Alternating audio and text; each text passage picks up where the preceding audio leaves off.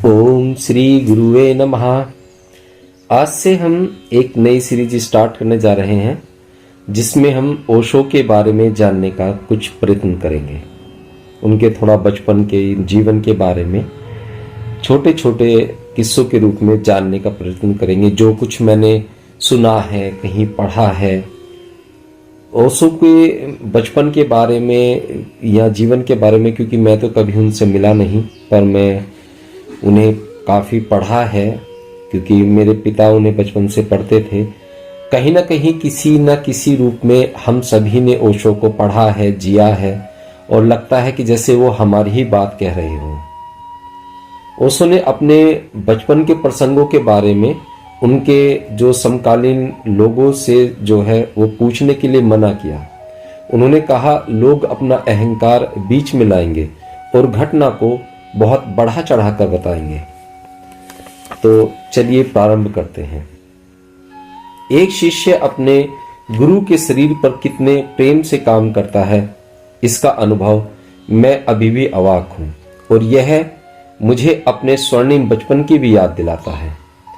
सब लोग अपने सुनहरे बचपन की बात करते हैं, पर कभी कभार ही यह सच होता है। अधिकतर तो यह झूठ ही होता है, लेकिन जब बहुत लोग एक ही झूठ बोल रहे हों तो किसी को पता नहीं चलता कि यह झूठ है। कवि भी अपने सुनहरे बचपन के गीत गाते रहते हैं। सबसे पहले तो व्यक्ति को अपना जन्म चुनना पड़ता है, जो कि बिल्कुल ही असंभव है जब तक तुम ध्यान की स्थिति में न मरे हो। तब तक तुम अपने जन्म का चुनाव नहीं कर सकते। यह चुनाव तो केवल ध्यान ही कर सकता है। वह होश पूर्वक मरता है, इसलिए होश पूर्वक जन्म लेने का अधिकार हासिल करता है। मैं होश पूर्वक मरा था। यहां पर ओशो की बात हो रही है। असल में मरा नहीं था, मारा गया था। मैं 3 दिन के बाद मरने वाला था, पर वे लोग इतना भी इंतजार न कर सके। 3 दिन का भी इंतजार न कर सके। लोग इतनी जल्दबाजी में हैं। तुम्हें यह जानकर आश्चर्य होगा कि जिस आदमी ने मुझे पिछले जन्म में मारा था वह अब मेरा सन्यासी है। वह फिर मुझे मारने आया था। सन्यास लेने नहीं आया था, पर अगर वह अपनी जिद नहीं छोड़ता तो मैं भी अपनी जिद छोड़ने वाला नहीं। सन्यासी होने के 7 साल बाद उसने स्वयं स्वीकार किया। उसने कहा, प्यारे सद्गुरु, अब मैं बिना किसी भय के आपके सामने स्वीकार करता हूं कि अहमदाबाद में मैं आपको मारने आया था। मैंने कहा, हे परमात्मा, फिर से दोबारा? उसने कहा, दोबारा से आपका क्या मतलब है? मैंने कहा, वह दूसरी बात है, तुम अपनी बात कहो। उसने कहा, 7 साल पहले अहमदाबाद में मैं आपकी मीटिंग में रिवॉल्वर लेकर आया था। हॉल इतना भरा हुआ था कि संयोजकों ने लोगों को मंच पर बैठने दिया था। तो उस आदमी को जो रिवॉल्वर लेकर मुझे मारने आया था, मेरी बगल में बैठने दिया गया। कितना अच्छा अवसर था। मैंने कहा, तुम इस अवसर को चूके क्यों? उसने कहा, मैंने आपको इससे पहले कभी सुना नहीं था, सिर्फ आपके बारे में सुना था। जब मैंने आपको सुना तो मुझे लगा कि आपको मारने की बजाय आत्महत्या करना बेहतर होगा, इसलिए मैंने संन्यास ले लिया। यही मेरी आत्महत्या है। 700 साल पहले इस आदमी ने मेरी हत्या की थी। उसने मुझे जहर दे दिया था। उस समय भी वह मेरा शिष्य था, लेकिन जुदास के बिना जीसस का होना बहुत मुश्किल है। मैं होश पूर्वक मरा, इसलिए मुझे होश पूर्वक जन्म लेने का अवसर मिला। मैंने अपने माता पिता को चुना। पृथ्वी पर हजारों मूर्ख प्रतिक्षण संभोग कर रहे हैं और लाखों अजन्मी आत्माएं किसी भी गर्भ में प्रवेश को तैयार हैं। मैंने उपयुक्त क्षण की प्रतीक्षा में 700 साल तक इंतजार किया और अस्तित्व का धन्यवाद कि वह क्षण मुझे मिल गया। लाखों वर्षों की तुलना में 700 साल कुछ भी नहीं है, केवल 700 साल। हाँ, मैं कह रहा हूं केवल। और मैंने एक बहुत ही गरीब लेकिन बहुत ही अंतरंग दंपत्ति को चुना। मेरे पिता के हृदय में मेरी माँ के लिए इतना प्रेम था कि मैं सोचता हूँ कि कभी उन्होंने किसी दूसरी स्त्री को उस दृष्टि से देखा हो। यह कल्पना करना भी असंभव है मेरे लिए भी, जो कि कुछ भी कल्पना कर सकता है कि मेरी माँ ने स्वप्न में भी किसी और पुरुष के बारे में सोचा हो। यह असंभव है। मैंने दोनों को जाना। वे इतने घनिष्ठ थे, एक दूसरे के प्रति इतने प्रेमपूर्ण थे, इतने संतुष्ट थे। हालांकि गरीब थे, गरीब फिर भी अमीर। इस घनिष्ठता और परस्पर प्रेम के कारण ही गरीबी में भी इतने समृद्ध थे। सौभाग्य से मैंने अपने माता पिता को कभी भी झगड़ते हुए नहीं देखा। मैं कहता हूं सौभाग्य से, क्योंकि ऐसे पति पत्नी खोजना बहुत ही मुश्किल है जो झगड़ते ना हो। सिर्फ परमात्मा ही जानता है कि ऐसे लोगों के पास प्रेम के लिए समय कब होता है, या शायद वह भी नहीं जानता। आखिर उसे भी तो अपनी पत्नी की फिक्र करनी पड़ती है, विशेषकर हिंदू परमात्मा को। कम से कम ईसाई परमात्मा अधिक सुखी है। उसकी कोई पत्नी नहीं है। पत्नी तो क्या, कोई स्त्री ही नहीं है, क्योंकि स्त्री पत्नी से भी अधिक खतरनाक होती है। पत्नी की तो तुम उपेक्षा कर सकते हो, लेकिन एक स्त्री तो तुम मूर्ख बने। तुम स्त्री की उपेक्षा नहीं कर सकते। वह तुम्हें आकर्षित करती है, पत्नी तुम्हें विकर्षित करती है। मैंने अपने माता पिता को कभी झगड़ते हुए नहीं देखा, एक दूसरे को तंग करते भी कभी नहीं देखा। लोग चमत्कारों की बात करते हैं। मैंने एक चमत्कार देखा। मेरी माँ ने मेरे पिता को कभी तंग नहीं किया। वह चमत्कार है, क्योंकि सदियों से पुरुष ने स्त्री को इतना दबा कर रखा है कि उसने परोक्ष रास्ते सीख लिए हैं। वह उसका सिर खाती है। सिर खाना असल में छिपी हुई हिंसा है। मैंने अपने माता पिता को कभी भी झगड़ते हुए नहीं देखा। जब मेरे पिता की मृत्यु हुई तो मैं अपनी माँ के बारे में चिंतित था। मैं सोच भी नहीं सकता था कि वे जिंदा रह पाएंगी। उन दोनों ने एक दूसरे को इतना प्रेम किया था कि वे लगभग एक ही हो गए थे। वे बच पाई क्योंकि वे मुझे भी बहुत प्रेम करती हैं। उनके बारे में मैं हमेशा चिंतित रहता हूँ। मैं उन्हें अपने पास ही रखना चाहता था ताकि उनकी मृत्यु परम संतुष्टि में हो सके। अब मैं जानता हूँ, मैंने उन्हें देखा है, मैंने उनके भीतर देखा है, और मैं तुमसे कह सकता हूँ और तुम्हारे द्वारा एक दिन सारे संसार को मालूम होगा कि वे बुद्धत्व को उपलब्ध हो गई हैं। मैं उनका अंतिम मोह था। अब उनके लिए कोई मोह नहीं रह गया। वे एक संबुद्ध महिला है, अशिक्षित, सरल। उनको तो यह भी नहीं मालूम कि बुद्धत्व क्या होता है। मैंने इस दंपत्ति को चुना, सीधे साधे सरल ग्रामीण। मैं राजाओं और रानियों को भी चुन सकता था। यह मेरे हाथ में था।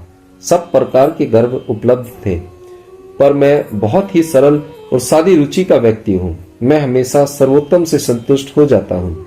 यह दंपत्ति गरीब था, बहुत ही गरीब। तुम समझ न सकोगे कि मेरे पिता के पास केवल 700 रुपये थे।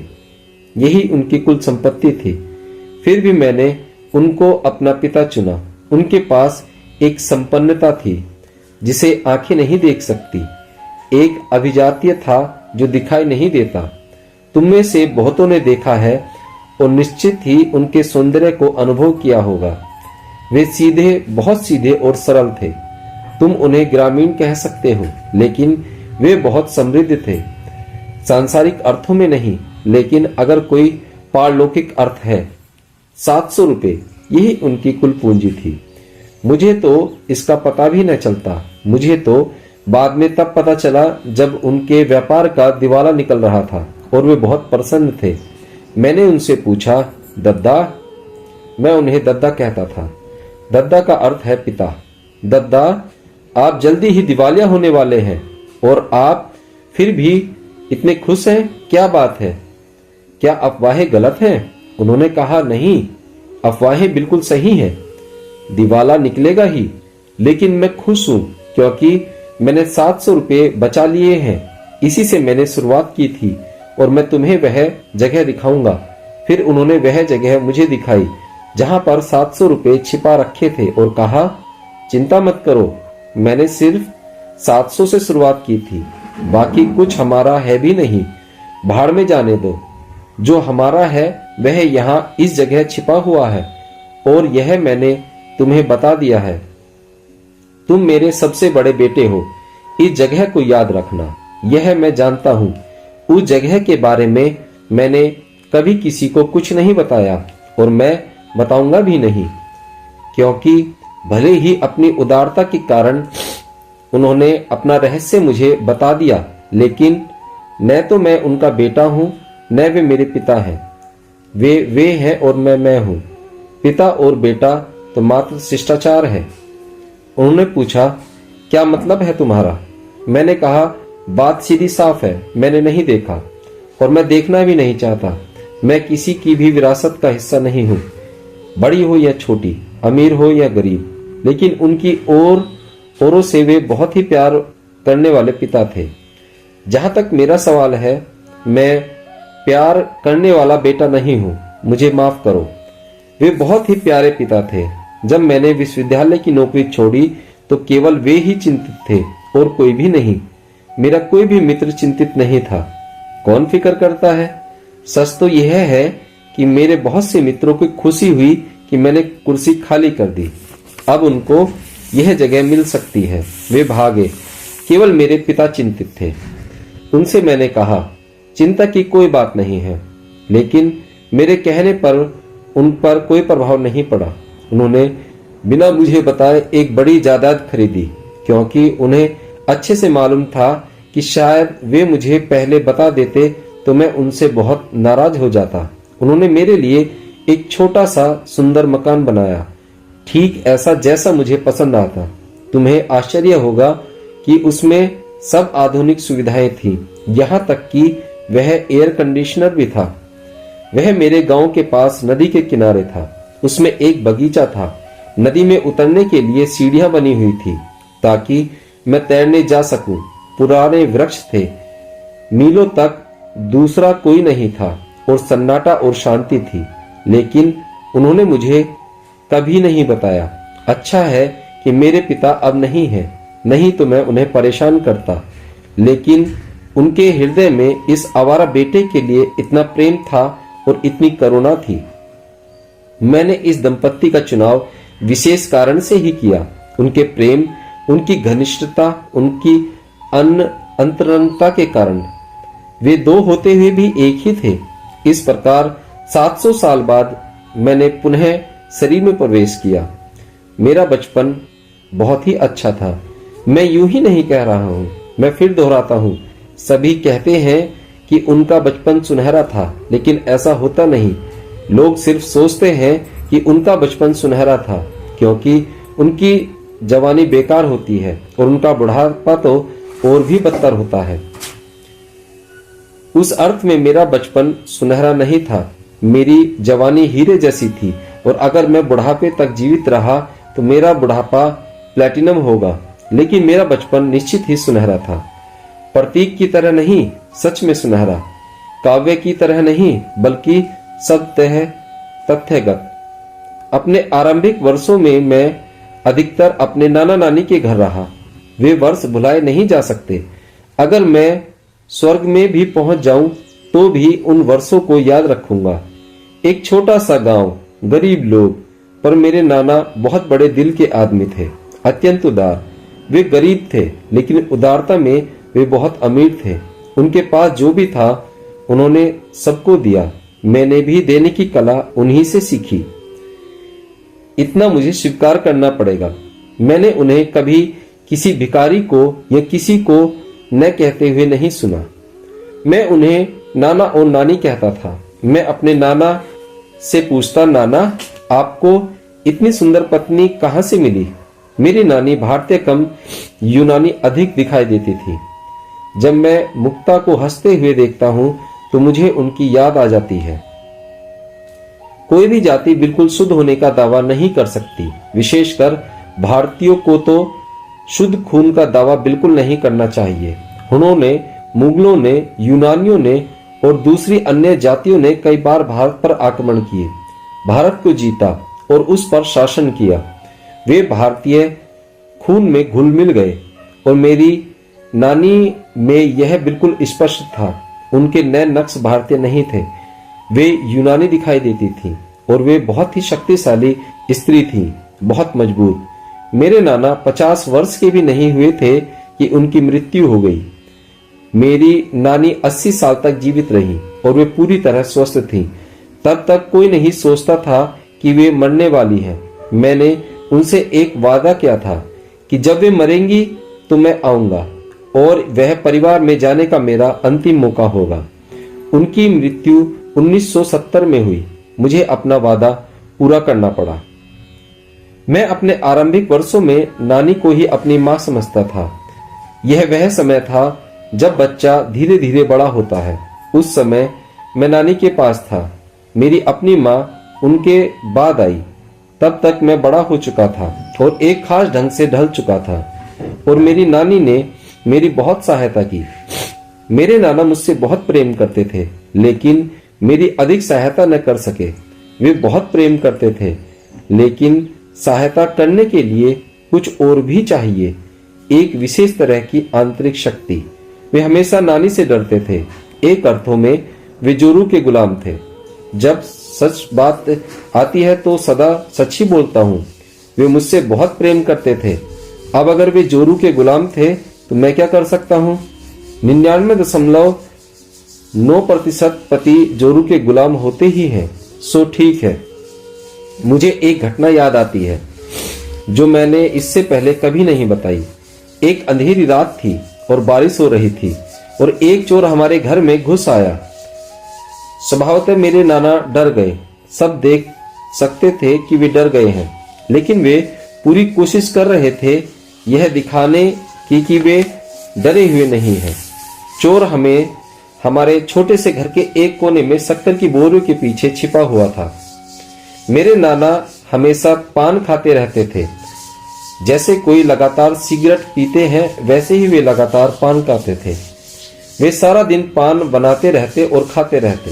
तो उन्होंने पान खाना शुरू किया। वो कोने में छिपे हुए बेचारे चोर पर थूकने लगे। उन दिनों मैं अपनी नानी के साथ सोता था। मैंने यह गंदा दृश्य देखा और नानी से कहा, यह ठीक नहीं है। माना कि वह चोर है, फिर भी इस तरह से उस पर थूकना नहीं चाहिए। हमें सज्जनता से व्यवहार करना चाहिए। थूकना, या तो उससे लड़ो या थूकना बंद करो। मेरी नानी ने पूछा, तुम क्या करना पसंद करोगे? मैंने कहा, मैं उसे थप्पड़ मारकर भगा दूंगा। उस समय मैं 9 वर्ष का भी नहीं था। मेरी नानी हंसी और उन्होंने कहा, ठीक है, मैं तुम्हारे साथ आती हूँ। तुम्हें मेरी मदद की जरूरत पड़ सकती है। वे ऊंचे कद की थी। मेरी माँ उन जैसी नहीं है, न ही शारीरिक सौंदर्य में और न ही आंतरिक साहस में। मेरी माँ तो सीधी सादी है। मेरी नानी साहसी थी। वे मेरे साथ आई। मैं तो हैरान रह गया। मैं तो भरोसा न कर सका जब मैंने देखा कि चोर कोई और नहीं, मुझे पढ़ाने आने वाला व्यक्ति ही था, मेरे टीचर। मैंने जोर से उसे मारा, इसलिए भी कि वह मेरा टीचर था। मैंने उससे कहा, अगर तुम केवल चोर होते तो मैं तुम्हें क्षमा कर देता, लेकिन तुम मुझे बड़ी बड़ी बातें सिखलाते हो और रात में तुम ऐसी हरकतें करते हो। आप जितनी तेजी से भाग सको भाग जाओ, इससे पहले कि मेरी नानी तुम्हें पकड़े, अन्यथा वे तुम्हारा भूता बना देंगी। नानी ऊंची, मजबूत और सुंदर स्त्री थी। मेरे नाना छोटे और साधारण थे, लेकिन दोनों का जोड़ अच्छा था। नाना ने नानी से कभी झगड़ा नहीं किया, कर भी नहीं सकते थे, इसलिए कभी कोई समस्या खड़ी नहीं हुई। मुझे वह मास्टर याद है, गांव का पंडित, जो मुझे कभी कभी पढ़ाने आता था। वह गांव के मंदिर का पुजारी भी था। उसने कहा, तुम्हारे नाना मुझ पर थूकते रहे, क्या हालत हो गई है मेरे कपड़ों की। उन्होंने मेरे कपड़े खराब कर दिए। मेरी नानी हंसी और कहा, कल आ जाना, मैं तुम्हें नए कपड़े दे दूंगी। और उन्होंने सचमुच उसे नए कपड़े दिए। वह तो नहीं आया, उसकी हिम्मत नहीं पड़ी, लेकिन नानी चोर के घर गई, मुझे भी अपने साथ ले गई और उसे नए कपड़े देते हुए कहा, हाँ, मेरे पति ने तुम्हारे कपड़े खराब कर दिए। और ये भद्दा काम किया, यह ठीक नहीं है। तुम्हें जब भी कपड़े की जरूरत हो तो मेरे पास आ सकते हो। वह मास्टर दोबारा मुझे पढ़ाने नहीं आया। ऐसा नहीं कि किसी ने उसे मना किया, लेकिन उसे आने की हिम्मत ही नहीं हुई। न केवल उसने मुझे पढ़ाने आना बंद किया, उसने उस रास्ते पर आना ही बंद कर दिया जहां हम रहते थे। उसने वहां से निकलना ही बंद कर दिया। लेकिन मैंने रोज उसके घर जाने का नियम बना लिया, सिर्फ उसके घर के सामने थूकने और उसे याद दिलाने के लिए। मैं उसे चिल्लाकर कहता, क्या तुम वह रात भूल गए? और तुम मुझे हमेशा ईमानदार होने और सच बोलने के उपदेश देते थे, और वह सब बकवास करते थे। अब भी मैं देख सकता हूँ कि वह आंखें नीचे किए खड़ा है और मुझे कोई उत्तर नहीं दे पा रहा। मेरे नाना चाहते थे कि भारत के बड़े से बड़े ज्योतिषी भी मेरी जन्म पत्री बनाए। हालांकि वे बहुत अमीर ही नहीं थे। बहुत अमीर की तो बात अलग, लेकिन उस गांव में वे सबसे अमीर थे। मेरी जन्म पत्री बनाने के लिए वे कुछ भी कीमत देने को तैयार थे। वे लंबी यात्रा करके वाराणसी गए और वहां के प्रसिद्ध ज्योतिषियों से मिले। मेरे नाना द्वारा दी गई मेरी जन्म कुंडली और जन्म स्थान आदि को देखकर सबसे बड़े ज्योतिषी ने कहा, मुझे दुख है, मैं यह जन्म कुंडली केवल 7 साल बाद ही बना सकता हूँ। अगर यह बच्चा जीवित रहा तो मैं उसकी जन्म कुंडली मुफ्त में बना दूंगा, पर मुझे नहीं लगता कि यह बचेगा। यदि यह बच गया तो यह चमत्कार होगा, क्योंकि तब उसके बुद्ध हो जाने की संभावना है।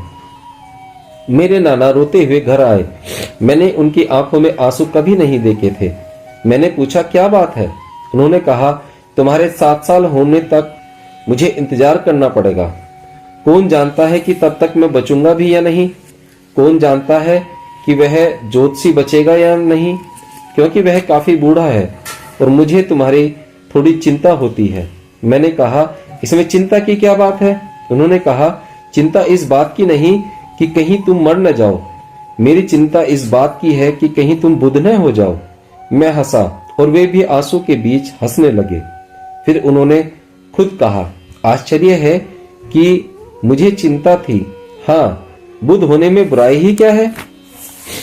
जब मेरे पिता ने सुना कि ज्योतिषी ने मेरे नाना को कहा है तो वे स्वयं मुझे वाराणसी ले गए, लेकिन उसकी चर्चा बाद में करेंगे।